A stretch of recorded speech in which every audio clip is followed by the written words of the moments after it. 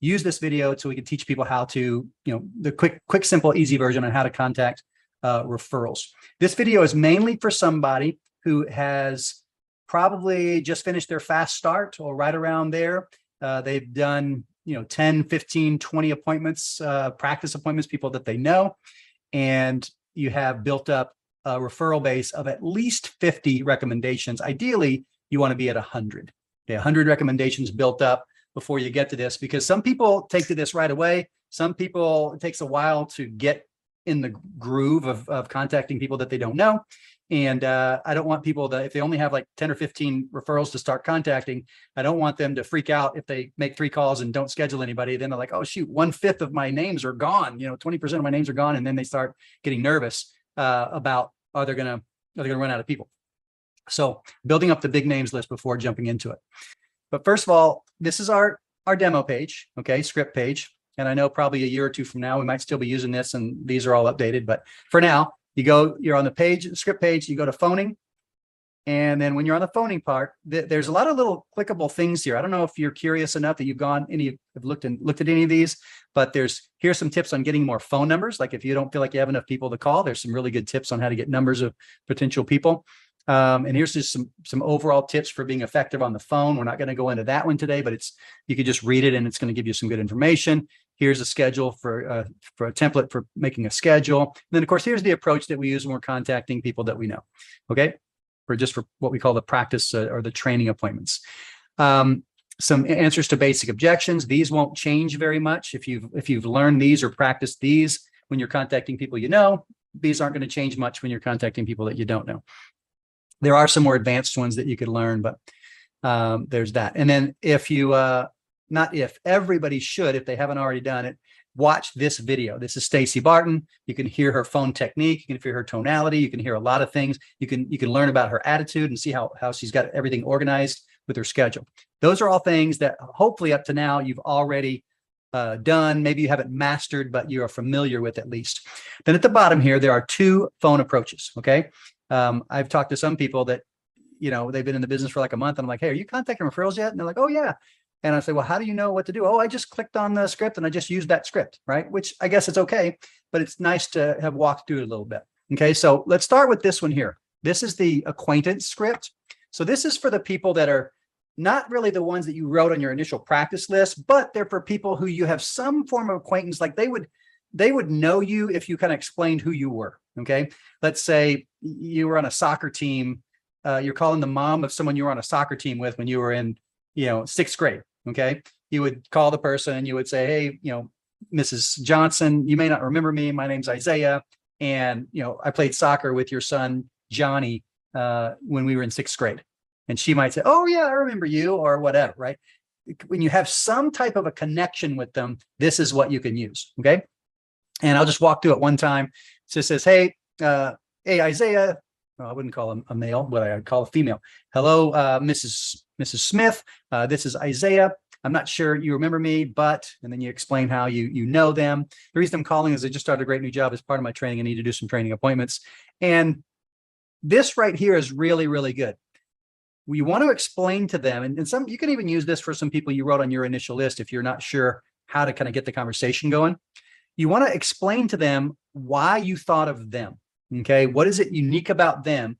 It gives you a kind of a reason and them understanding a reason why you're calling as opposed to just get credit for a demo, okay, or just sell something, right? So you want to give an example. So I might say to Mrs. Jones, Mrs. Jones, you're one of the most successful people that I know in real estate, or you're most successful people I know, or you're someone who you've always given me good feedback.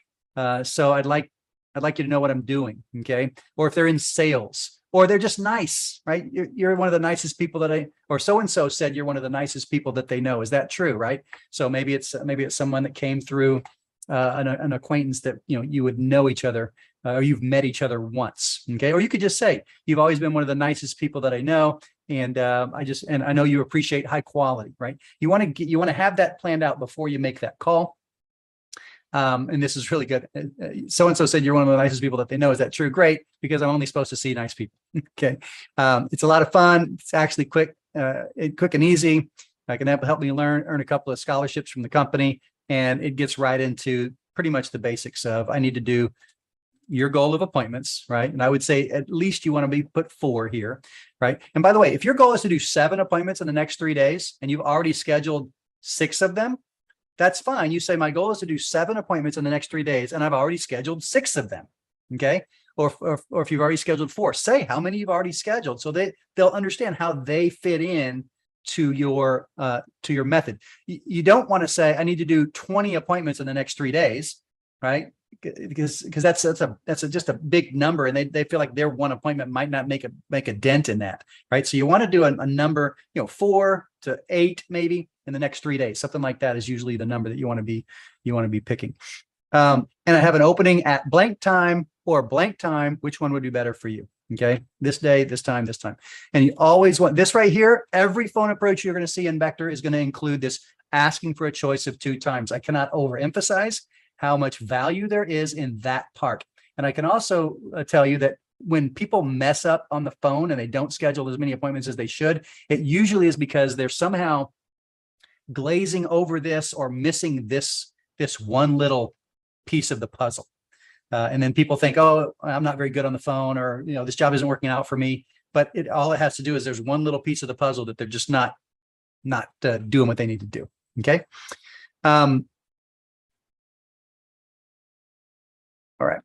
Then this all is the same. Okay. This is all basically the same as what it was in the initial approach. Okay. And then the confirmation text is right here. You should always be sending the confirmation text right after the demo, so they can either add it to their calendar. If you use Google Calendar, you ask them, hey, do you use Google Calendar? Do you have a Gmail address? All right, I'll send you a calendar invite. Okay, you can always use the calendar invite. That way it gets in their schedule for them. And then there's some answers to the objections, pretty much the same with a few extras in there. I'm not going to review those. You can study those anytime on your own. You can come to some Champs Clubs workshops where we get specific on these things. Okay, go back one page. All right, now here's the approach for calling referrals. Okay, and I'm going to walk you through this one a little bit. A lot of things you're going to notice are similar. These all build upon each other. The structures are all the same. Okay, and that's what you need to recognize, whether you're contacting people that people you've never met before, people, they're 3rd, 4th, 5th generation referrals. There's a structure to it that's the same. Hello, Norma, this is, or hi, is this Norma?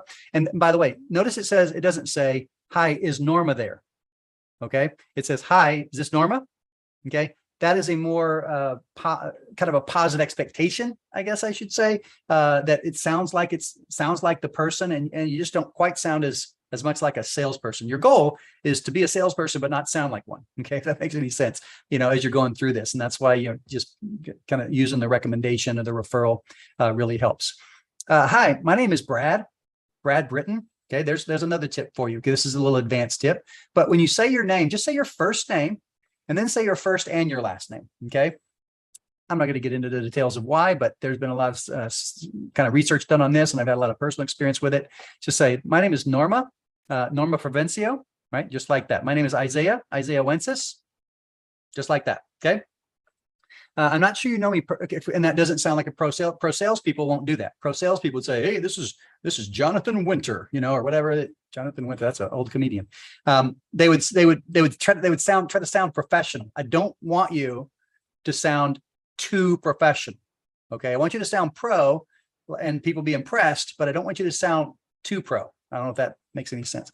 I'm not sure if you know me personally, but I was talking to Jane Smith the other day.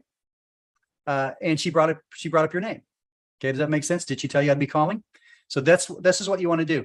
Now, if you have done your due diligence and you found out a little bit more about how these two people know each other, if you found that out right here, you want to quickly leverage that. You say, I was talking to Jane Smith the other day. I guess you guys are in tennis club together, right? Or you guys play bridge together, or you do bunco on Thursday nights together. That makes sense, right? If you have that information, leverage that right here, okay? After the other day, probably should put a little asterisk right there. And she brought up your name. Did she tell you I'd be calling? Okay, that's the question. And if you're doing your job right and having them send the heads up text message, right? And the app will allow you to do that, then a lot of times they have. right? And if you get really good at when you get the referrals, prepping the people that gave you the names to get the other customers prepped, then they're going to say yes right here a lot. But when you're new, most people skip that part, right? Because I feel like they've been on the Zoom meeting too long with the customer. They haven't prepped. The customer hasn't talked to their friend yet or haven't sent them a heads up text. And that's totally okay. Either way, it doesn't really affect the percentage of demos that we actually schedule from the phone call. It just makes us feel a little bit more comfortable when they say, oh yeah, they said you're the college student, or oh yeah, you're the woman with the kitchen stuff, something like that. Great. If they say no, well, okay, well, maybe I beat her to it. Well, anyway, Miss Jane and I were talking and your name came up because she said you might be nice enough to help me out. I'm a student now, if you're not a student, obviously don't say you're a student, but if you are a student, here's the tips for you. I'm a student and you say the name of your school, okay? And if you go to Cal State Fullerton, don't say CSUF, okay? You want to say the name of your school. I go to Cal State Fullerton, or even California State University at Fullerton, okay? But not the initials. You want to say it out, makes it sound a little bit more official. And I'm studying blank. You tell them what your major is, okay? Right now, I'm in a scholarship program to help pay for school and at the same time build some communication skills and build my resume. Okay, that's the two reasons that they're going to schedule the appointment with you are because you are personally recommended and they respect this person, and secondly is because you're a college student trying to earn a scholarship. Okay, that's why they're going to schedule with you. Not going to schedule with you probably because they're into knives or they're super excited about buying knives, right? I could count on one hand the number of people that I did demos for that actually had any expectation that they were going to buy knives before I actually did the appointment for them, okay? This right here, my assignment is to complete 100 virtual online appointments. I had an appointment with Mary. She suggested that you would be a good person to ask. What makes it great is you don't have to buy anything or even be interested in anything because I get credit just for the visit. This just says 4. You can use whatever your goal is, but if you're at a loss for what to say here, just say I need 4 more appointments in the next 3 days. And I have an opening for today at 3:30 in the afternoon, or another one tomorrow at 2:15. Which one of those times works better for you? Okay. Now, my advanced tip for you is when you're giving them the times, you want to be very specific. You don't ever say like, I have an appointment around maybe 2 or like 6 o'clock, right? You want to be very deliberate and very specific. This is why it's important to have your schedule made before you get to this part of the call, okay? Or before you even make the call. You want to know before you dial the numbers, which slots am I going to be asking this customer for? Have your sheet right beside you, whatever you're using to organize your schedule, okay? Extra advanced tip is use 15-minute numbers like 2:15 or 6:45. Okay, that's better than 2 o'clock or 7 o'clock. Okay, people remember kind of an oddball time a little bit better. Okay, just a little. I mean, it's not going to make or break whether you do successful on the phone or not, but just kind of a cool thing to remember. Now from here, it goes similar, the structure, right? We still ask for the 2 times. They're going to either give you 2 times or they're going to ask you some kind of a question. And there's one question that I'm going to bring up how to answer in just a minute. Okay. And then whenever they give you the time, if they say yes, right? Which by the way, if you're calling people you don't know, you're more likely to get a question here than you are for them to just say the time. Okay. And usually the question is something that you've already said. So you'll just be kind of repeating, something. They'll say, well, now, tell me again what it is you're doing. Okay, my assignment is to complete 100 virtual online appointments. I had an appointment with Mary. She suggested, and you just basically repeat what you're doing because you might be on this sentence, but they're still thinking about something you said up here. Okay. Or they're thinking, oh, when was the last time I saw Mary? I hadn't seen her in a while. Oh, she was really drunk the last time I saw her. They might be thinking about who knows what, whenever you're on that part. So sometimes you're just repeating what you already said because people have short attention spans. A lot of us do. Once you get the time, you do the same stuff. Great. Thanks a ton. This really means a lot to me.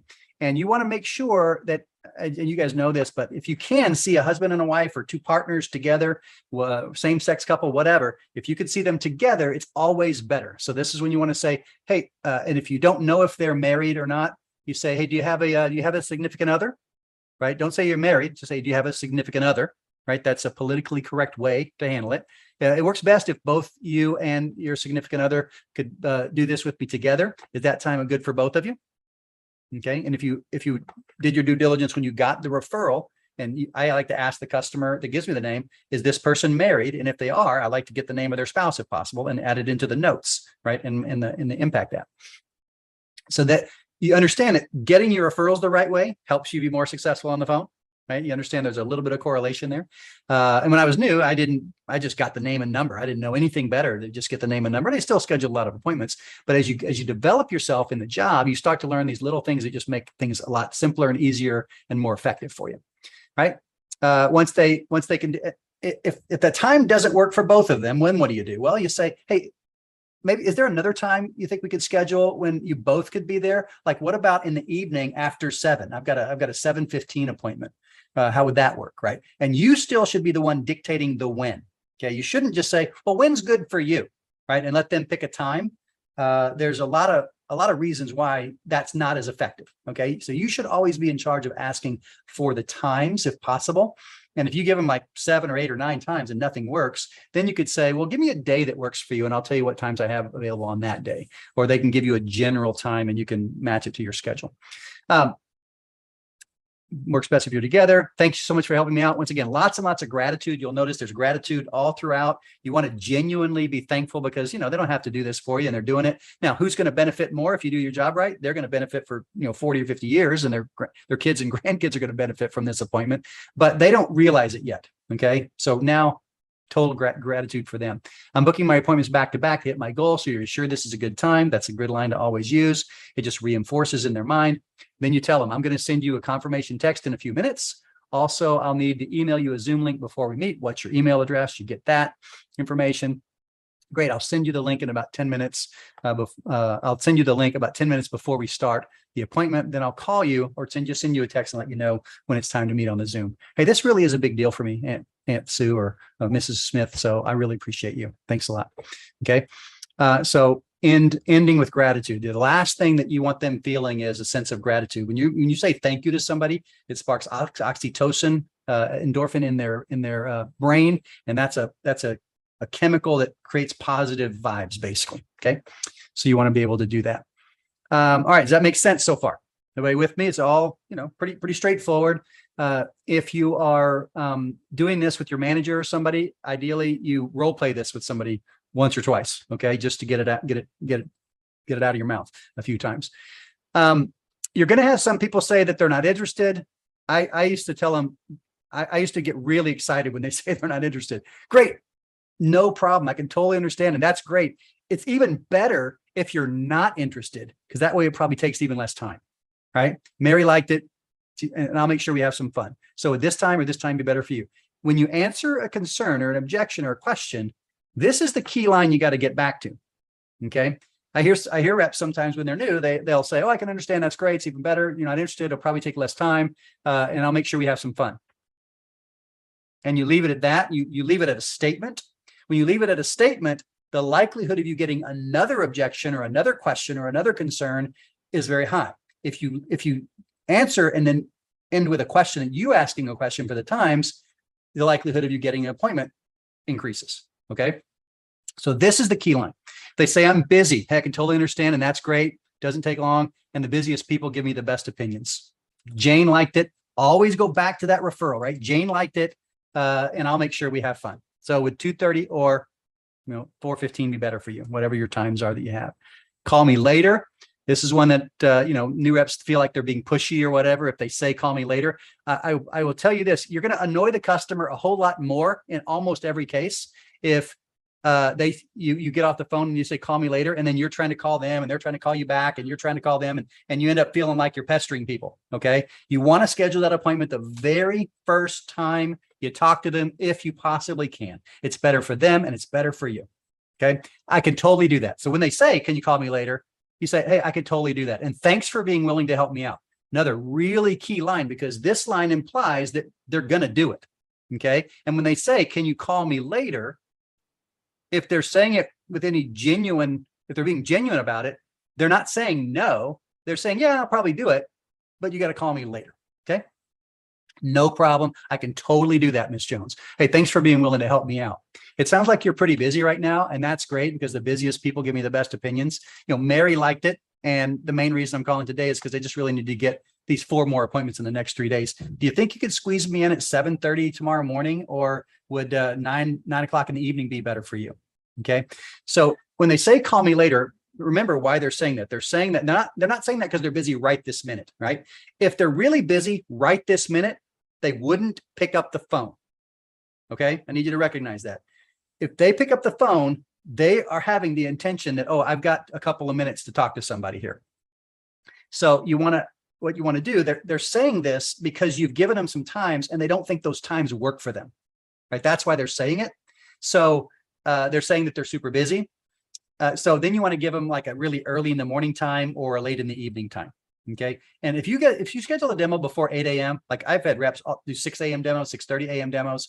If you schedule a demo super early like that, the percentage of people who buy early in the morning is really, really high, like 10, 15% higher than the average, demo done. Okay. If we close 60% average, we close 75 to 80% a lot of times people before 8 a.m. demos. It's really high. All right. Or would later at night, like after 9 p.m. be better for you? Okay. I don't like the evening demos nearly as much as I like the morning demos, because in the evening, people are tired at the end of the day. So I prefer those morning demos. But if you got to do a super late night one, then schedule it. How long is it going to take? First of all, do you guys know how long your demo takes? No, you don't. How many of you guys have had a demo that went like really, really long? And how many had a demo that was actually pretty short? Like we have demos, sometimes it'll be 15 to 20 minutes. You get into it and they say, oh, this is Cutco you're showing me? Oh, yeah, you know what? I need some Cutco. And they tell you what they want and you don't even do the demo, and 15 minutes later, you're done. Okay. That happens. So I don't know how long the demo is going to be. I really do not know. The best answer that I can come up with, okay, is this one right here. And you can expand it a little bit. But first of all, you say, hey, that's a great question. And thanks for being willing to help me out. You see how that line's in there again? Thanks for willing to help. It's hard to say exactly how long it takes because it depends a lot on how many questions that people might ask. Now, the official presentation part of the appointment goes about 28 to 35 minutes. Now, some people want to add something there. I don't know that you have to, but if you feel like you need to add something there, they'll probably be, 5, 10, 15 minutes before we actually get started with the official presentation. And if you see some things that you like, then you might want to have a lot of questions at the end. So I don't know. I typically book in my schedule at least 60 minutes, but hopefully it won't take that long. And hopefully it won't. Okay. But the reality is it's probably going to take about that long. So whatever you say in there, always end with this. Always end with the asking of the question. Okay. Now I want you to notice something different about this approach with people we don't know. This one here, the one that I prefer, nowhere in here does it mention Cutco like it does when you're seeing people that you do know. Cutco's not mentioned. Okay. So some reps are like, oh, I feel like I got to mention Cutco. That's fine. You can. I don't feel like it's relevant. I don't feel like it's important because I don't care if they're interested in Cutco. I don't care if they already own Cutco. I don't care if they've got 5 Cutco sets in their house. I don't care if they used to sell Cutco. I want the demo, right? So I don't care if they know what the product is. So if they ask me, what are you selling? Just go, hey, that's a great question. And thanks for being willing to help. Okay. Again, that line is in there. Remember, you don't have to buy anything because I get credit just for the visit. I share a product called Cutco. Have you heard of it? Okay. And now you're into the product side. Just be sure not to get overly excited about Cutco. If they say, oh, I have Cutco, great. How long have you had it? Then you can get kind of excited. Great. How long have you had it? Awesome. That's perfect. And even better, it won't take as long and your opinion will be really important. So would 2:30 or 3:30 be better for you? Okay. Or the times, right? If they've never heard of it or say, no, I don't know, Cutco, what is it? Costco? Did you say Petco? What did you say? That's what they'll say to you. Oh, you haven't heard of it. Okay. Well, Cutco has some really nice things for the kitchen. You probably are all set with kitchen stuff. And that's why I get credit just for the visit. So would 2 o'clock or 2:15 or 4:15 be better for you? Okay. And then lastly, the phrase that pays, Ms. Jones, I know you're probably really busy, but I need to do blank appointments by blank time in order to hit my goal. Is there any way you can squeeze me in on Tuesday at this time, or this time be better for you? Okay. And here's the thing. If someone says no or gives you an objection or implies that they don't want to do it, use that as an opportunity to practice a lot of these things, because the worst thing that happened is they say no again, right? I mean, I'm not saying you want to, drag it out and make people angry by any means, and they're not gonna get that way. They'll appreciate typically your persistence on those things 99% of the time. You're gonna have a good opportunity, like I said, to practice going through some of these things, and you never know, one of these things might work and you might end up scheduling an appointment that you otherwise wouldn't have. Okay. But my biggest message to you is the very first time you talk to them should be the time where you're doing everything that you can to set that appointment the very first time. And you feel really good when someone objects and says, I don't think I can do it or whatever else, and you end up scheduling it with them anyway. It makes you really feel like, oh man, I'm learning, I'm growing, I'm getting something done here, right? Now, if you have to leave a voicemail, I wouldn't leave a voicemail the very first time you call somebody. I would text them. Okay. But if you have to leave a voicemail, here's a good voicemail to leave. Hi, Mary. My name is Brad. I'm calling because Jane Smith said I should give you a call. I'm a college student. I'm working to earn a scholarship. I only need a 3-minute phone call to see if you can help. So call or text when you have a few minutes. If I don't hear from you, I'll just keep trying until we connect. The most important part of that message is this part right here. If I don't hear from you, I'll just keep trying until we connect. If you leave this out, then what happens is you feel like you got to wait for them to respond, and they might on purpose not respond, or they might think they're going to respond and then procrastinate and forget. I'm sure we've all done that. So you always got to leave it open that you're going to contact them again. Okay. Other than just leave it on there. You never want to just leave the ball totally in their court. And then if they don't answer, let's say you call and then, they don't answer, and someone you really want to try to get an appointment for, you want to just send them the one-word curiosity text. It's real simple. Here's a very effective strategy to use a simple text to create some curiosity and get you on the phone with a potential customer. Just text them one word, their name, with a question mark after it. So it would look something like this. Jessica? Just that text right there. If they're over 30, they're going to say, yes, this is Jessica. Who's this? Or they might just say, who's this? Okay, which is great. See that right here? Who is this? Right? If they're under 30, their response is not going to be who's this. It's going to be who dis? Who dis? Okay, that's what they're usually going to say. But if they answer with anything, you respond with this. Okay, great. I wanted to make sure Jane gave me the right number. My name is Isaiah. I'm a college student at Cal State University, Fullerton, and I'm working to earn a scholarship. Do you have a quick minute to talk? Right? What does it say? Do you have a quick 3 minutes for a phone call? Okay, that's all there is to it. And they might say, not right now, call me later, because maybe they are in a meeting and they can't, they can text, but they can't talk. That's fine. But you at least don't just leave a phone number in your app that, you don't even know if it's even the right number. Does that make sense? That one-word curiosity text should get a response of at least 1 out of every 3 times you send it. Okay, if it's the right number, at least 1 out of every 3 times that you send it. Okay.